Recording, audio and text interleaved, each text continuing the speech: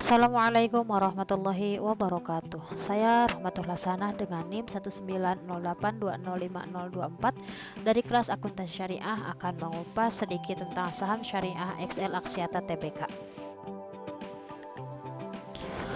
Pengertian saham syariah. Menurut Bursa Efek Indonesia atau BEI, saham syariah yang terdapat dalam daftar saham syariah resmi adalah efek berbentuk saham yang tidak bertentangan dengan prinsip Islam di pasar modal. Prinsip-prinsip syariah yang dimaksud di sini telah disepakati OJK bersama MUI. Dari kesepakatan tersebut, lahirlah keputusan Ketua Badan Pengawas Pasar Modal dan Lembaga Keuangan nomor Cap garis 208-BL-2012 tentang kriteria dan penerbitan daftar efek syariah. Selain itu, sebenarnya hukum pasar modal atau investasi saham secara khusus telah diteliti Dewan Syariah Nasional MUI atau DSN MUI. Dari hasil penelitian tersebut, DSN MUI membuat kesimpulan berupa fatwa tentang hukum pasar modal di Indonesia. Fatwa tersebut dapat dilihat di Fatwa DSN nomor 40. Perbedaan saham syariah dan konvensional. Saham konvensional mencakup perusahaan yang bergerak di bidang apa saja. Namun, untuk saham yang masuk daftar saham syariah, perusahaan tidak boleh bergerak di bidang usaha yang melanggar syariat Islam. Perusahaan dalam daftar saham syariah harus memiliki utang berbasis bunga lebih kecil daripada asetnya. Sementara saham konvensional bebas. Pada perusahaan dalam daftar saham syariah, pendapatan tidak halal dari perusahaan tersebut harus lebih kecil, sedangkan konvensional bebas. Pendapatan tidak halal di sini maksudnya pendapatan yang berbasis. Sekilas tentang XL Axiata. XL Axiata pada tahun 1996 menjadi perusahaan seluler swasta pertama di Indonesia. Saat ini, saham XL Axiata dimiliki oleh Axiata Investment Indonesia 66,4% yang tergabung dalam Axiata Group Berhad. Perusahaan telekomunikasi terbesar di Asia Publik 33,6%. Aktivitas pasar ditinjau dalam 6 bulan. Dihitung dari bulan Desember 2020 sampai bulan Juni 2021. Peningkatan tertinggi yaitu pada bulan Desember 2020 yang mana dengan harga 2.900 dan terendah yaitu pada bulan Mei dari angka 1980.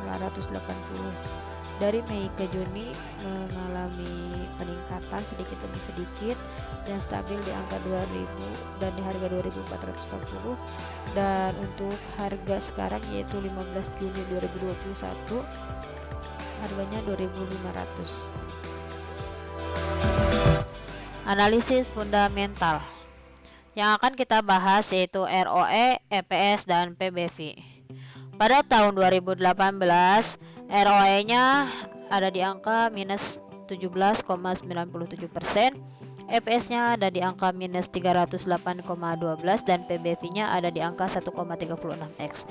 Pada 2019 mengalami peningkatan, yaitu di angka ROE-nya di angka 3,73%, EPS-nya di angka 66,6, PBV-nya di angka 1,59x.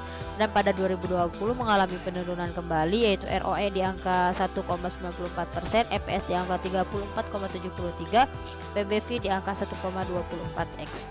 Dari analisis di atas, yang akan kita bahas terlebih dahulu yaitu ROE. Apa sih ROE itu? ROE adalah return saham terhadap modal dinilai tinggi. Semakin tinggi ROE, maka perusahaan tersebut semakin baik. Biasanya, para investor pun memilih perusahaan dengan ROE yang tinggi karena perusahaan tersebut dapat mengelola modalnya sehingga menghasilkan laba yang besar.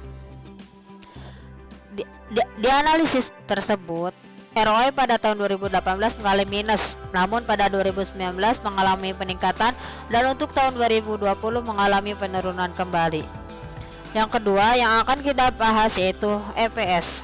EPS adalah laba perusahaan yang dibagi per lembar saham. Semakin meningkat nilai EPS dari tahun ke tahun, maka perusahaan tersebut semakin baik karena laba perusahaan meningkat, serta perusahaan dapat dikatakan bertumbuh. Dari analisis ini juga, EPS pada tahun 2018 mengalami minus, yaitu angka 308,12, dan di 2019 meningkat, yaitu 66,6, dan di 2020 mengalami penurunan kembali. Selanjutnya yaitu PBV. PBV adalah rasio harga saham terhadap nilai buku perusahaan. PBV digunakan untuk melihat seberapa besar kelipatan dari nilai pasar saham perusahaan dengan nilai bukunya. Pada tahun 2018 PBV-nya yaitu 1,36x, dan pada tahun 2019 meningkat itu 1,59x, dan pada tahun 2020 mengalami penurunan kembali yaitu 1,24x. Menurut laporan keuangan, PT XL Aksiata Tbk pada tahun 2018 mengalami kerugian sebesar 3,30 triliun dibanding pada tahun 2017. Namun pada tahun 2019 mengalami laba sebesar 712,6 miliar.